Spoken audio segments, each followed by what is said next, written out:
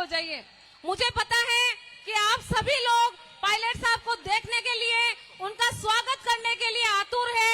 आप सभी लोगों से आग्रह करूंगी कि जब वो हमारे बीच पधारे तो जोरदार जयकारे के साथ, मेरे सभी किसान भाइयों से अनुरोध है कि जोरदार जयकारे के साथ आदरणीय सचिन पायलट साहब का स्वागत और अभिनंदन करें।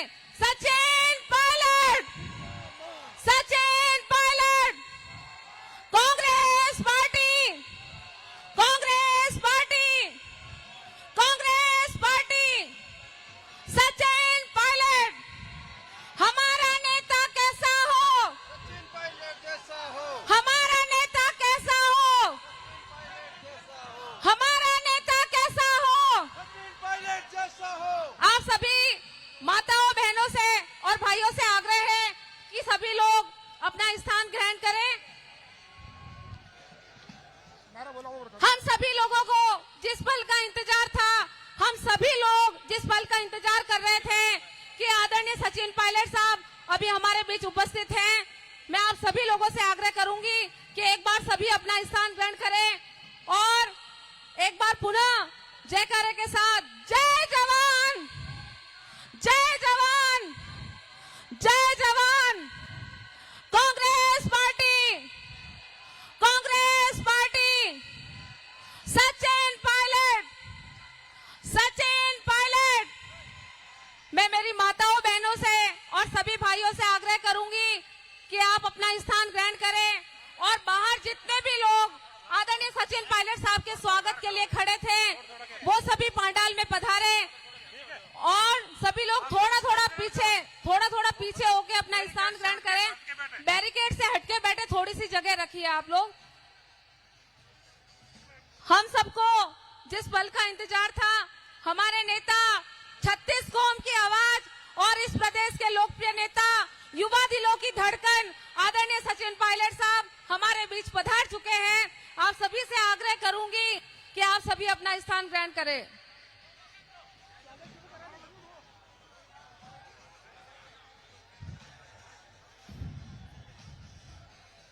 हमारे बीच पाली विधानसभा के रोहित ब्लॉक से जो हमारे कार्यकर्ता रास्ते में खड़े हैं, आपसे मैं निवेदन करूंगी, जो यहाँ पर खड़े हैं, जो हमारे भाई पीछे जाना चाह रहे हैं, उनको थोड़ी सी जगह दे दें, आप रास्ता छोड़ दीजिए। रोहित ब्लॉक से हमारे बीच में जो गैर आई है, मैं धन्यवाद देना चाहूंगी अपने ब्लॉक अध्यक्ष जी का कि हमारे गैरिये अपनी प्रस्तुति दे रहे हैं। आप सभी लोग अपना जोश बनाए रखिए। आप सब लोगों को जिस पल का इंतजार था, हमारे नेता आदरणीय सचिन पायलट साहब हमारे बीच पधार चुके हैं। Congress party, Congress party, Sachin Pilot, Sachin Pilot.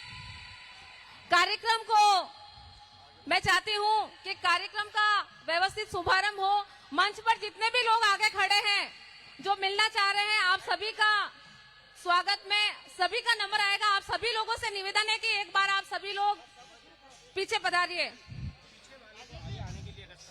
मैं यहाँ पर जो मंच के पास में हमारे कार्यकर्ता खड़े हैं उनसे आग्रह करूंगी कि आप सभी लोग थोड़ा सा रास्ता दीजिए। पीछे से जो लोग आना चाह रहे हैं उनको थोड़ा सा रास्ता दीजिए, आप जगह दीजिए ताकि वो भी कार्यक्रम में आ सके।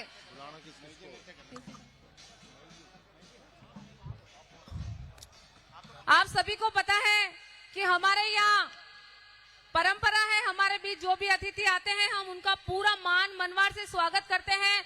इस गोडवाड़ की पावन धरती पर, पाली की पावन धरती पर मैं आदरणीय सचिन पायलट साहब का बहुत बहुत स्वागत और हार्दिक अभिनंदन करती हूँ। पूरे पाली जिले की तरफ से, इस गोडवाड़ की तरफ से आपका बहुत बहुत स्वागत और हार्दिक अभिनंदन। कार्यक्रम की शुरुआत में स्वागत की कड़ी में मैं आपका आग्रह करूंगी आदरणीय राठौड़ साहब से कि वो आए और हमारे लोकप्रिय नेता आदरणीय से आग्रह करूंगी वो आए और हमारे नेता का स्वागत करें।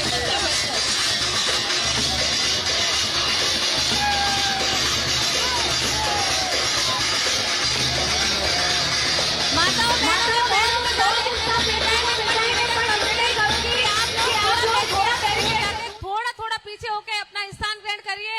मेरा माताओं बहनों से आग्रह है कि आप लोग प्लीज अपना स्थान ग्रहण कीजिए।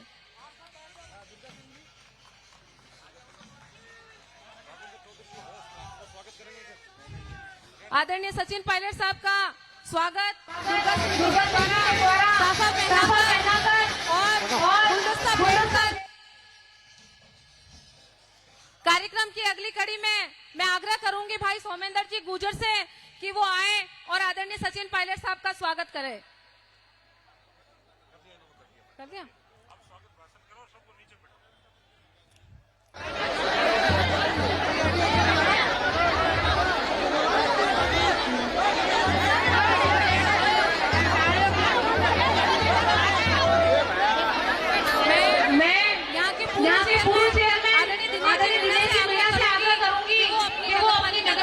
सभी पार्षदों के साथ आए और आदरणीय सचिन पायलट साहब का स्वागत और अभिनंदन करें।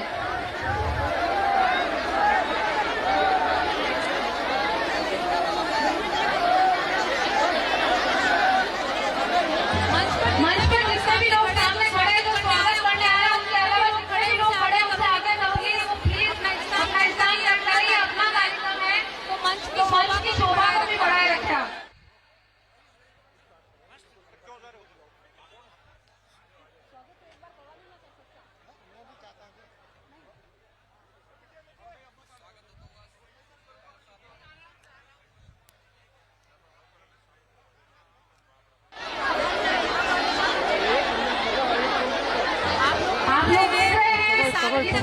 के पूर्व चेयरमैन के नेतृत्व में आदरणीय सचिन पायलट साहब का स्वागत 101 किलो की माला पहनाकर हो रहा है।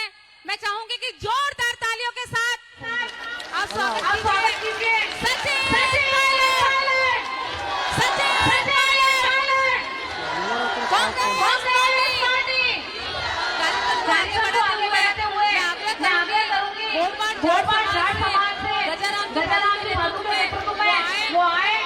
और पायलट साहब का स्वागत करें।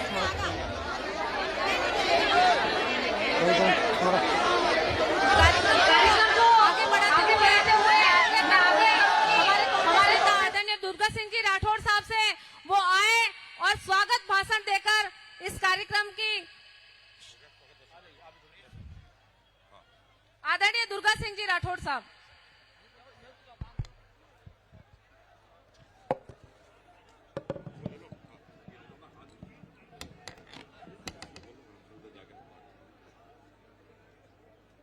परम आदरणीय युवाओं के हृदय सम्राट श्रीमान सचिन पायलट साहब,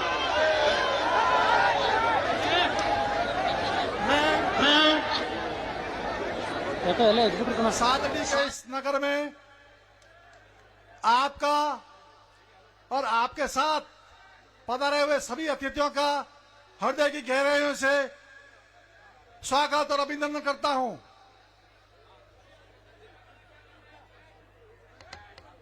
आज मुझे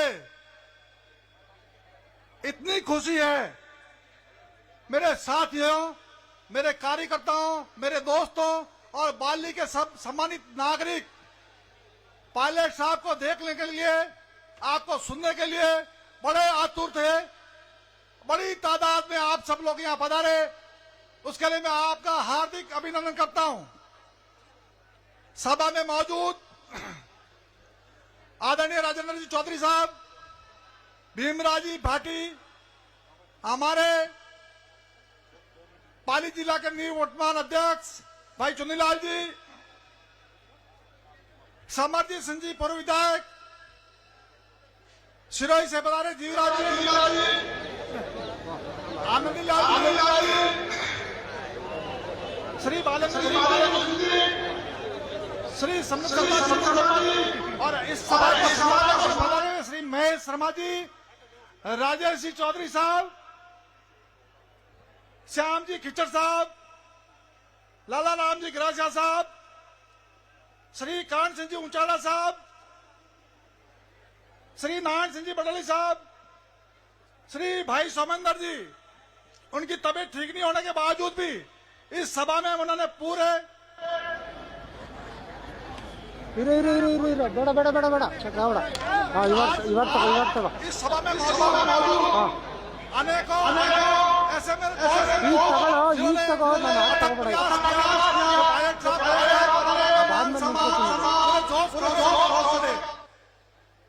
आज देश के हालात जो हो रहे हैं, श्री राहुल गांधी जी भारत जोड़ो यात्रा पर निकले हुए हैं। आदरणीय पायलट साहब उनके साथ सब जगह इस सद्भावना यात्रा के सहभागी रहे हैं। मैं तमाम उन दोस्तों को और यहाँ पधारे हुए सभी लोगों को मैं निवेदन करना चाहता हूँ, आप लोग बिराजे खड़े लोग आगे, आप लोग आगे बढ़ रहे और बिराजे पीछे, सब बीच में खड़े लोग बैठे हैं, आप आराम से बैठे, आराम से सुने। पायलट साहब आपको पूरा सुनने के लिए पधारे हैं, देखने के लिए आप आराम से देखें। पायलट साहब को बीच में आप बिराजे, जो लोग खड़े हैं अपनी जगह व्यवस्थित जगह पे बैठ जाए। मैं ज्यादा लंबा बात नहीं करूंगा। क्या हमारे पाली विधानसभा या पाली जिले के अंदर बिजली की कटौती जो दिन में होती है और रात को यहाँ जानवरों का बड़ा प्रकोप है, तो बिजली की कटौती के लिए सरकार से आग्रह है कि भाई ये लोग हमारे किसान जो भी है रात को ये भालू जानवर जंगली जानवर कई बार हमले हो चुके हैं, तो बिजली कटौती दिन की बंद करे। हमारे बाली के अंदर मैं आदरणीय पायलट साहब से निवेदन करूंगा कि पायलट साहब ये जो क्षेत्र है इसमें आदिवासी भाइयों का बाहुल्य भी है, सभी प्रकार की 36 लोग विराजते हैं। सादड़ी में कहीं भी सरकारी कॉलेज देशुरी में नहीं है। आदिवासी एरिया में अगर एक सरकारी कॉलेज हमारे बच्चों को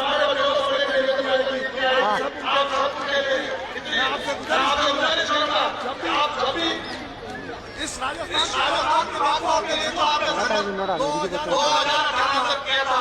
इसकी वजह से कांग्रेस की बनी थी वो आज भी अगर होगा तो राजस्थान में सरकार बन पाएगी। आपके साथ खड़ी है, आपके सहयोग के लिए आपको पूरा आशीर्वाद माता बहनों का सबका आशीर्वाद है। आप राजस्थान की सरकार आपके नेतृत्व में बने, हमारे सभी गरीब भाइयों का उद्धार हो, किसानों का उद्धार हो। आप पधारे, मैं गहराइयों से आपका स्वागत और अभिनंदन करता हूँ।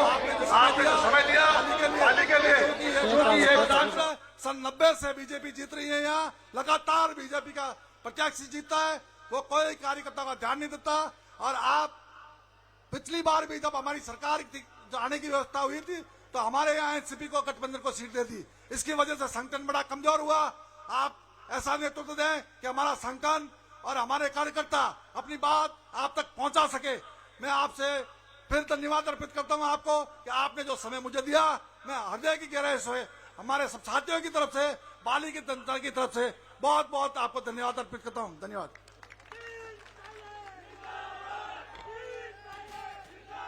समाज का बोल देना, मैं बोले आगे।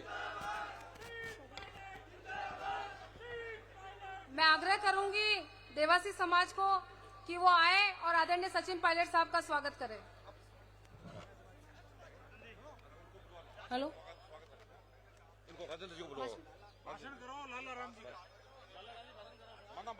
मैं आग्रह करूंगी आबू पिंगवाड़ा के पूर्व विधायक आदरणीय लालाराम जी गरासिया साहब से कि वो आए और इस विशाल मैदान सम्मेलन को संबोधित करें। आदरणीय लालाराम जी गरासिया।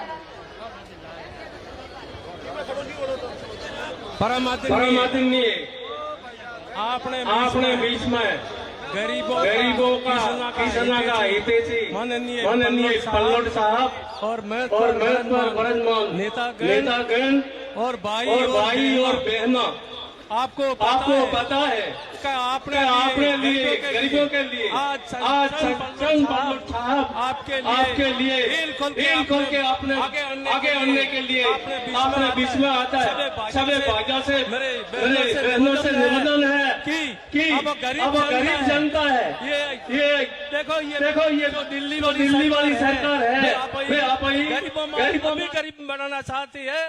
जब अपने बीच में आवाज उठाने के लिए पायलट साहब आपके लिए बीच में आ जाए। धन्यवाद। जय हिंद, जय भारत।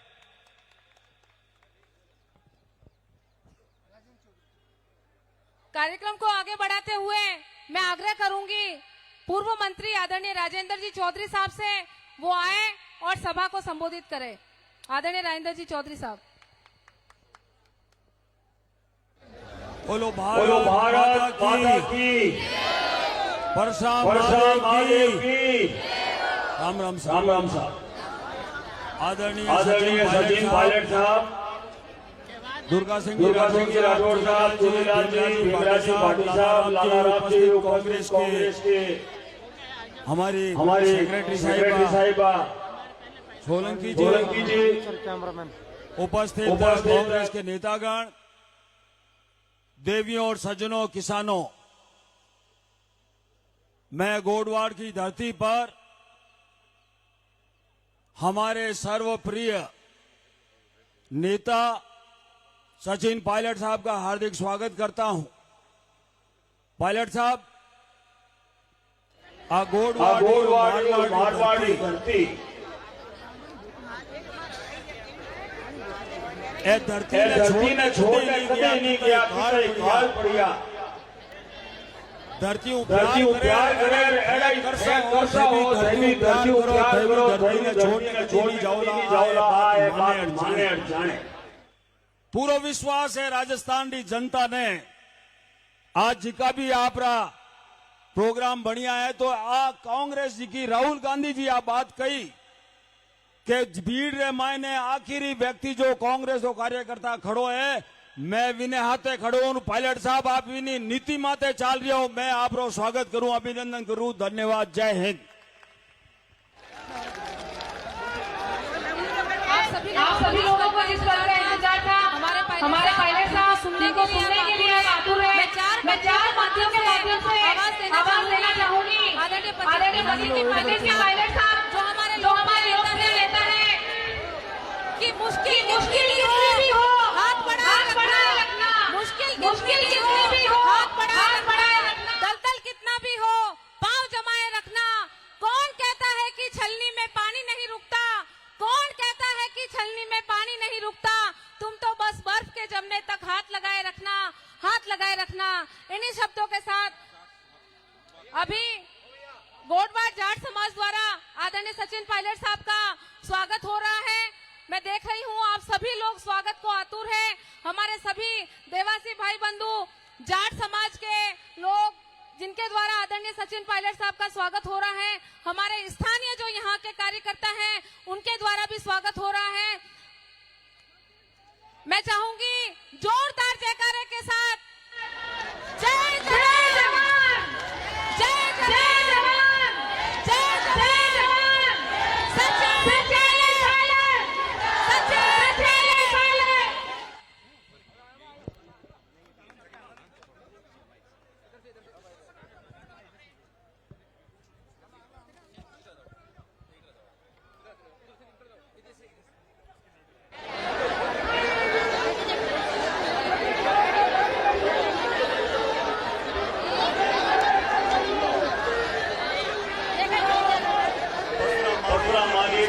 पावन धरती पर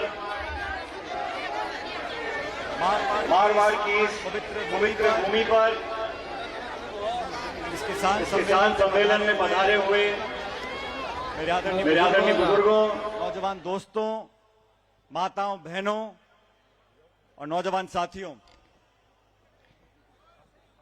मंच पर उपस्थित हमारे पूर्व मंत्री राजेंद्र चौधरी जी, हमारी सचिव शोभा सोलंकी जी, भीमराज भाटी साहब, हमारे जिलाध्यक्ष समरजीत सिंह जी, पाली के जिलाध्यक्ष चुनीलाल जी, सोमेंद्र फालना जी, महेश जोशी जी, लालाराम जी पूर्व विधायक, जीवराम आर्य साहब पूर्व प्रधान, करण सिंह उचाड़ा जी, प्रेमराम देवासी जी, श्याम खिचड़ जी, नरबत जी, महेश शर्मा जी, राजेश चौधरी साहब, मंच पर सभी नेतागण, साथियों,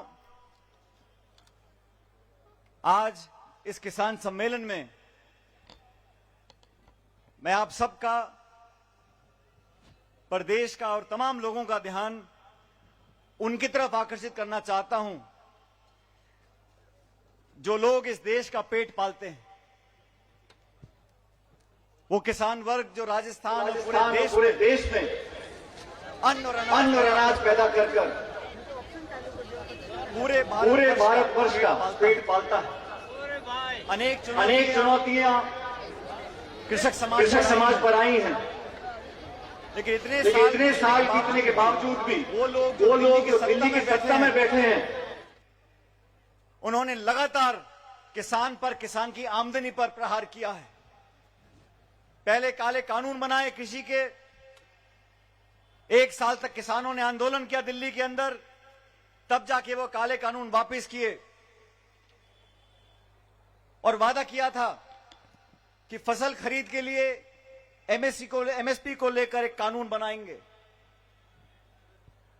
इतना समय बीतने के बाद भी, स्पष्ट बहुमत होने के बाद भी भाजपा की सरकार में बैठे लोगों को ना तो किसान की चिंता है, ना किसान परिवार की चिंता है, और ग्रामीण क्षेत्र में रहने वाले वो सब लोग जो कृषि पर आधारित अपना जीवन व्यतीत करते हैं, ना उनकी चिंता है। मैं कल झुंझुनू में था, उससे पहले हनुमानगढ़ गए थे, नागौर में, तमाम जगह जाकर मैंने किसानों को आग्रह किया कि हम सब संगठित हों, जागरूक हों, अपने भविष्य के लिए, अपने विकास के लिए हम चिंतित हों और दबाव बनाएं लोगों पर जो कानून बनाते हैं कि आने वाले समय में हमारे बच्चों के लिए बेहतर भविष्य का निर्माण हो सके। साथियों, किसानों के जो बच्चे हैं जब पढ़ लिख जाते हैं, अवसर ढूंढने पड़ते हैं, शहरों तक जाते हैं, और बच्चों के भविष्य की चिंता हम सभी लोगों को है। मैं अक्सर कहा करता हूं कि देश और प्रदेश में जब तक किसानों के बच्चे, गरीबों के बच्चे उन कुर्सियों पर नहीं बैठ जाते जिन कुर्सियों से देश और प्रदेश की नीतियां बनती हैं, तब तक हमारा विकास सही मार्ग में नहीं हो सकता।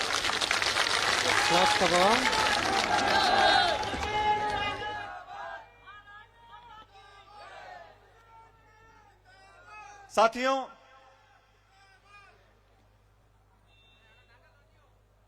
दो 2013 के अंदर चुनाव हुए थे।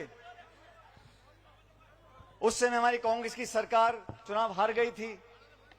हम लोग सड़कों पर आए, 5 साल तक आप सबने सहयोग दिया और 5 साल की कड़ी मेहनत के साथ सब लोगों ने योगदान दिया, हमने सरकार बनाई। उन 5 सालों में वसुंधरा जी की सरकार राजस्थान में थी। हमने चुनौती दी थी वसुंधरा जी की सरकार को कि आपके भ्रष्टाचार, आपके काले कारनामों को हम एक्सपोज करेंगे। और 2018 में जब जनता ने भाजपा की सरकार को विदाई दी तो इस विश्वास पे दी थी कि उस 5 साल में जो लगातार घोटाले हुए उस पर हम जांच करेंगे, जो मुलजिम पाए जाएंगे पे कार्रवाई करेंगे। आप सबको याद होगा, वसुंधरा जी की सरकार में हमने लगातार आरोप लगाए थे। खान का घोटाला हुआ, उससे पहले कालीन का घोटाला हुआ था। अधिकारी, नेता जो उस वक्त भ्रष्टाचार में लिप्त थे, हमने कहा था हम उन पर कार्रवाई करेंगे। हमारी सरकार को 4 साल हो गए। मैं उम्मीद करता हूं कि चुनाव आने से पहले भाजपा की सरकार ने जो भ्रष्टाचार किए थे, जिनको हमने जाके पब्लिक में कहा था, उन सब लोगों का उस कार्यकाल में भ्रष्टाचार में फंसे हुए थे, एक्सपोज हम करेंगे और न्याय लोगों को दिलाएंगे ताकि जनता हमारी बात पर विश्वास कर सके।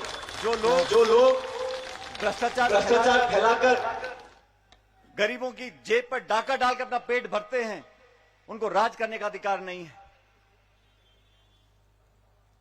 11 महीने बाद चुनाव होंगे और आप सब जानते हो हमारी स्थिति जो पहले पाली में, जालौर में, सिरोही में थी, उसमें थोड़ी कमी आई है।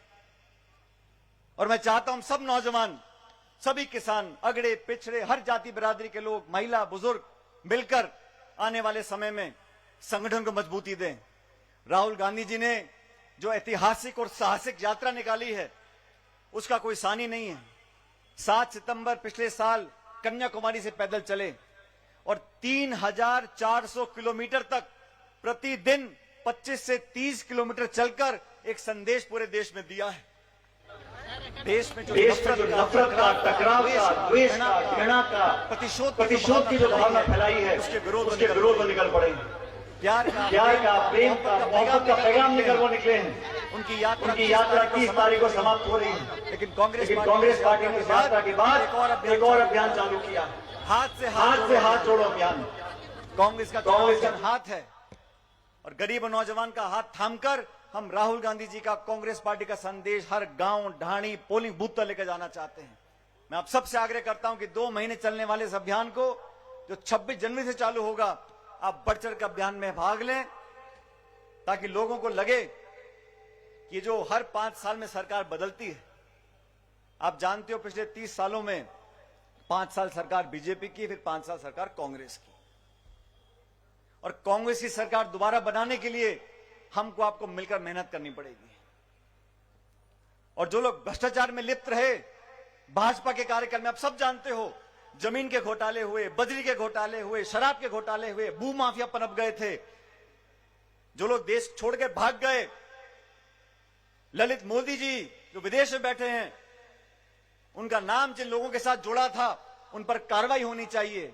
और केंद्र में बैठी सरकार हमारे नेताओं पर झूठे आरोप लगाती है। राहुल गांधी सोनिया गांधी जी के ऊपर केस दर्ज कर दिया ईडी का, इनकम टैक्स का। उनको पूछताछ के लिए बुलाया जाता है। गांधी परिवार ने शहादत दी है देश के लिए। इंदिरा जी ने, राजीव गांधी जी ने, उन तमाम नेताओं के साथ जो दिल्ली बैठे हैं, उनको परेशान करने का काम करते हैं, उनकी सुरक्षा छीन लेते हैं, उन पे झूठे केस दर्ज कर अपमानित करने का काम करते हैं। लेकिन हमारी सरकार राजस्थान में है, जो भाजपा के नेता जो भ्रष्टाचार में लिप्त थे, जिन पे हमने सबने मिलकर आरोप लगाए थे, उन पर हम क्यों नहीं कार्रवाई करते हैं? मैं प्रतिशोध की भावना से काम नहीं करना चाहता हूं, बदले के भावना से काम नहीं करना चाहिए। लेकिन जिन लोगों के भ्रष्टाचार को बेनकाब कर सत्ता में आए थे, उन लोगों से हिसाब तो लेना पड़ेगा। मैं प्रदेश का अध्यक्ष था 2013 से 18 तक। लगातार वसुंधरा जी की सरकार को हमने चुनौती दी। हर घोटाले में आरोप लगते थे उनके ऊपर, और हमने वादा किया था कि सरकार बनाने के बाद हम निष्पक्ष जांच कराएंगे, और जांच होने के बाद दोषी को सजा जरूर मिलेगी, ताकि लोगों का, जनता का, व्यवस्था में एक बाल कायम रहे। अभी भी हमारे पास समय है, 11-12 महीने बचे हैं। मुझे पूरा विश्वास है, जिन लोगों ने गरीबों के साथ धोखा किया, बड़े बड़े घोटाले किए, जिन घोटालों को हमने जाके एक्सपोज किया है, उस पर सख्त कार्रवाई होनी चाहिए।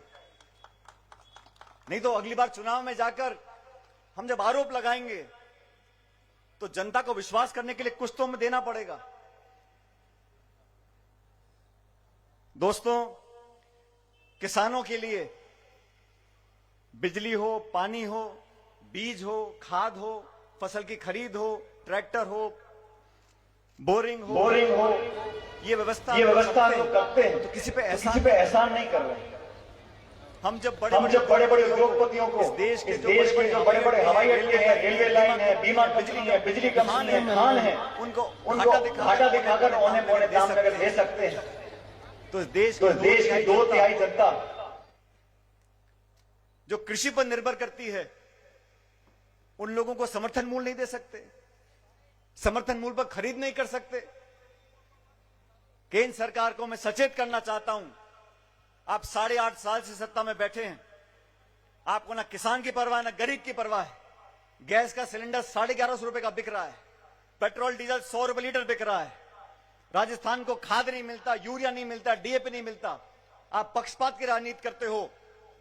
मैं संदेश देना चाहता हूं पाली से, मारवाड़ से, कि आप बहुत जल्द किसान की फसल खरीद पे कानून बनाओ, ताकि किसान समृद्ध हो सके, ताकतवर बन सके। हम सब जानते हैं जब किसान को 50,000 लाख रुपए की जरूरत पड़ती है, कितनी मुश्किल से उसको पैसे की व्यवस्था कर पाता है। वो बैंक के 100 चक्कर काटता है, उसकी जूतियां घिस जाती हैं। बैंक मैनेजर पहले प्रमाण पत्र मांगता है, फिर एनओसी मांगता है, फिर स्टैंप मांगता है, फिर क्या गिरवी रखोगे मांगता है। इतना करने के बाद भी उसको बीच में किसी दलाल को 2-5 हजार रुपए रिश्वत खिलानी पड़ती है, तब जाके उसका लोन मिलता है उसको। और जो बड़े बड़े सेठ हैं हिंदुस्तान के जो खरबों रुपए लगा गए, वो एक फोन करते हैं और बैंक का मैनेजर उल्टे पांव दौड़ता हुआ चला जाता है चेक लेकर के, लो सेठ जी आपका चेक, लोन अप्रूव हो गया। ये व्यवस्था जो बन गई है, गरीब अमीर में इतनी बड़ी खाई बन गई है, चंद लोगों के पास पूरे देश की संपत्ति पहुंच गई है। जो गरीब था वो इतना गरीब हो गया उसको 2 जून की रोटी नहीं मिल रही, और जो अमीर था वो इतना अमीर हो गया कि उसके पास अपनी दौलत गिनने का समय नहीं है। इस देश में जो गांव में और शहर में अमीर और गरीब में जो फासला बढ़ता चला जा रहा है, वो बहुत बड़ी चिंता का विषय है। जब तक हम किसान को मजबूत नहीं करेंगे, किसान परिवार को ताकत नहीं देंगे, उनको संसाधन नहीं देंगे, उनके लिए अच्छे कानून नहीं बनाएंगे। मुझे फक्र है साथियों, मनमोहन सिंह देश के प्रधानमंत्री थे, मैं सरकार में मंत्री था, किसानों ने मांग नहीं करी, लेकिन सोनिया गांधी जी ने, मनमोहन सिंह जी ने, हमने बैठ के दिल्ली से किसानों का 72,000 करोड़ रुपए का ऋण माफ किया था, जो छोटे किसान थे। और आज की सरकार किसान के खाते में डालती है 2,000 रुपये और दिन भर नाचते फिरते हैं कि हमने किसान का बहुत कल्याण कर दिया। अरे आप लाखों करोड़ रुपए उद्योगपतियों के माफ कर सकते हो, तो किसान के क्यों नहीं कर सकते? हमारी केंद्र की सरकार थी कांग्रेस की, 14 करोड़ लोगों को हमने गरीबी रेखा से ऊपर उठाया, नरेगा कानून बनाया, सूचना का कानून बनाया, शिक्षा का कानून बनाया, सूचना का अधिकार का कानून बनाया, खाद्य सुरक्षा का कानून बनाया, अधिकार बनाया।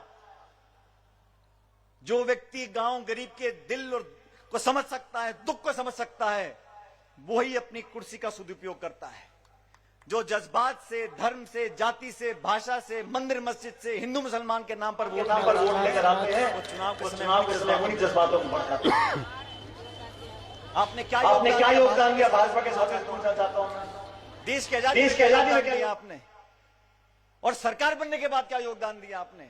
नोटबंदी कर दी, जीएसटी थोप दिया, उद्योगपतियों के ऋण माफ कर दिए, किसान को सड़क पर ले आए, छात्रवृत्ति कम कर दी। जो हमने प्रोग्राम बनाया था नरेगा का, कोरोना काल में लॉकडाउन लगा था, वो विभाग मेरे पास था साथियों। राजस्थान के अंदर लाखों लाख लोगों को हमने नरेगा में रोजगार दिया, क्योंकि सब फैक्ट्री बंद हो गई थी, पूरे मजदूर देश भर के वापस राजस्थान आ गए थे। उनका पेट पालने के लिए, उनके घर में चूल्हा जल सके, हमने सारे दरवाजे खोल दिए थे कि गरीबों के लिए सब माफ है, आओ काम करो और अपनी दिहाड़ी लेकर जाओ। ये सोच कांग्रेस की थी कि नरेगा हम लोगों ने बनाया। गांव के बच्चे मिड डे मील के प्रोग्राम से अपना पढ़ाई भी कर सकते हैं, खाना भी खा सकते हैं। सोच होती है। इस सरकार की क्या सोच है? बड़े बड़े भाषण दो, बड़े बड़े इश्तिहार छपवा दो, रोज टेलीविजन पे अपनी शक्ल दिखाते रहो, और मंदिर और मस्जिद और राम और भगवान और हिंदुस्तान, पाकिस्तान, हिंदू और मुसलमान ले दे के 3-4 बातें हैं। तो मैं आपको सचेत करना चाहता हूं, फिर चुनाव आ रहे हैं 10-11 महीने में। राजस्थान में जो परिपाटी बनी है उसको समाप्त करो। कांग्रेस की सरकार दोबारा बन सकती है, हमें विश्वास अपने अंदर पैदा करना पड़ेगा। राहुल गांधी जी ने जो संदेश दिया साथियों, अभी हिमाचल में चुनाव हुए थे तो बीजेपी के साथी बोलते थे हमारी तो डबल इंजन की सरकार है, double engine double engine double engine हर करते थे। वहां पर प्रियंका जी गई कैंपेन करने के लिए हिमाचल प्रदेश में, मुझे भी वहां का जिम्मेदारी दे रखी थी। हम लोगों ने ऐसा कैंपेनिंग किया, हम लोगों ने ऐसा कैंपेनिंग किया, धुआं निकल, ऐसा कैंपेनिंग किया कि बीजेपी की सरकार का धुआं निकल गया इंजन का। और मैंने कहा उस दिन, मैंने कहा उस दिन बीजेपी का एक इंजन फेल हो गया हिमाचल में, दूसरा इंजन फेल करेंगे 24 में नई दिल्ली में, और ये हो सकता है हम कर दिखाएंगे। लेकिन संगठित होने की जरूरत है, 36 कौम को साथ मिलकर चलने की जरूरत है। जो मार्गदर्शन सोनिया जी ने दिया है, राहुल जी ने दिया, उस रास्ते पर हमें चलना पड़ेगा। लेकिन जो लोग भ्रष्टाचार में लिप्त थे, जिनको बेनकाब कर हम लोगों ने सरकार बनाई राजस्थान के अंदर, उन लोगों को बख्शेंगे तो जनता हमारी बात पर विश्वास, उन लोगों को बख्शेंगे तो जनता हमारी बात पर विश्वास नहीं करता।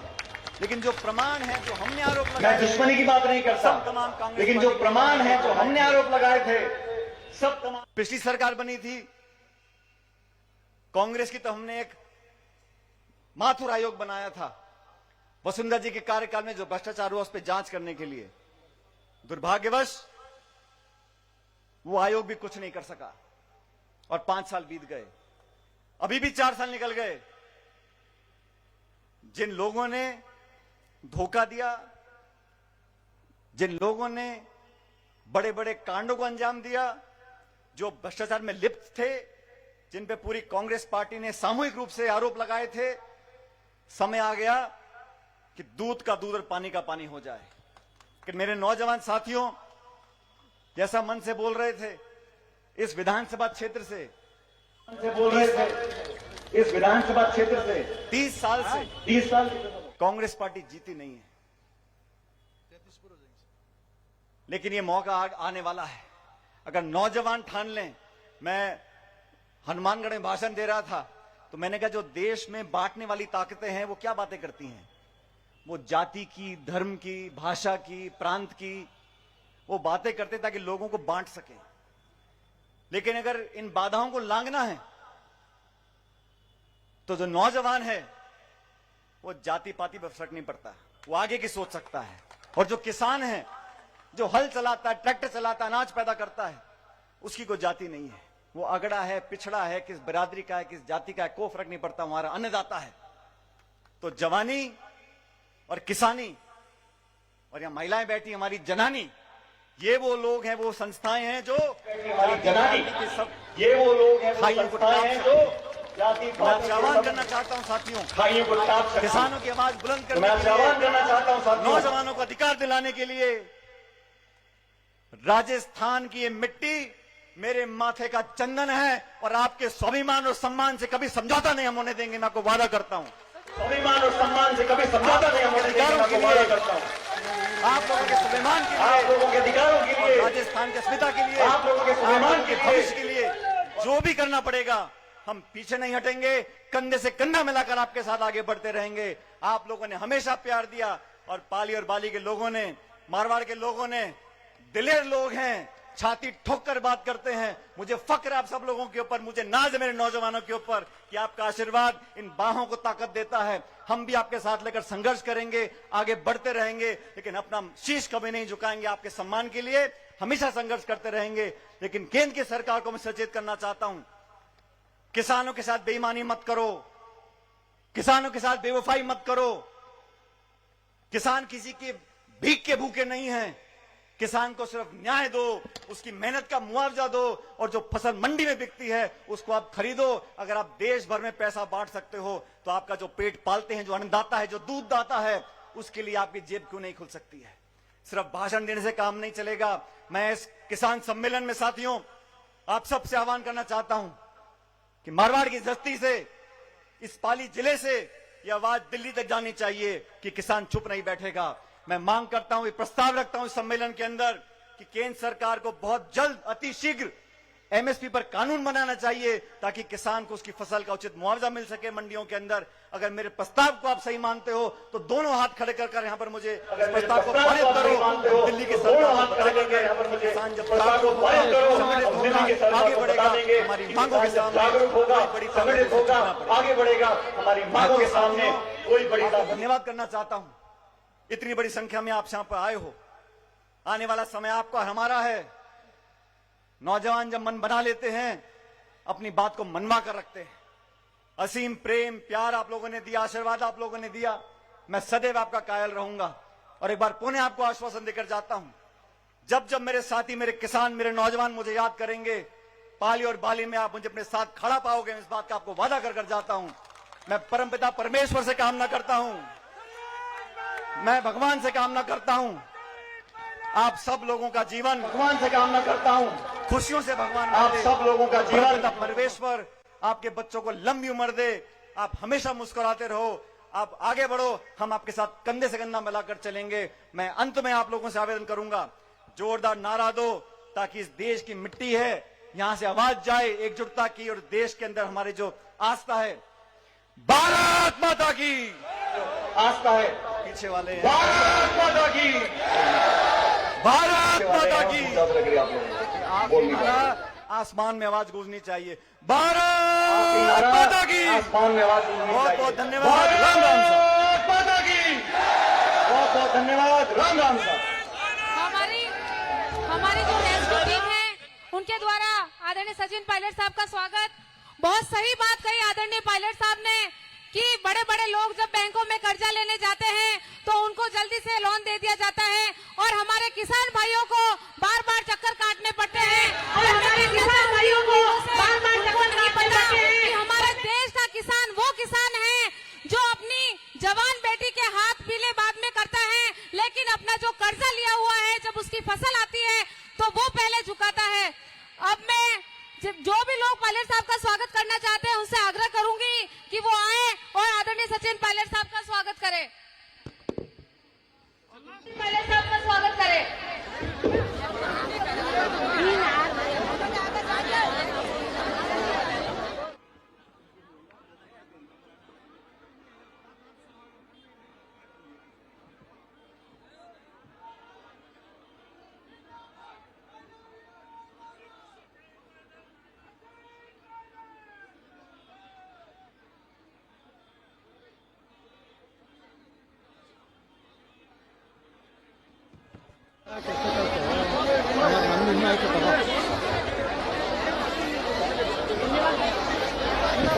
धन्यवाद भाषण के लिए मैं आग्रह करूंगी आदरणीय चुनीलाल के चावला साहब से। धन्यवाद भाषण के लिए मैं आग्रह करूंगी धन्यवाद और आभार प्रकट करें।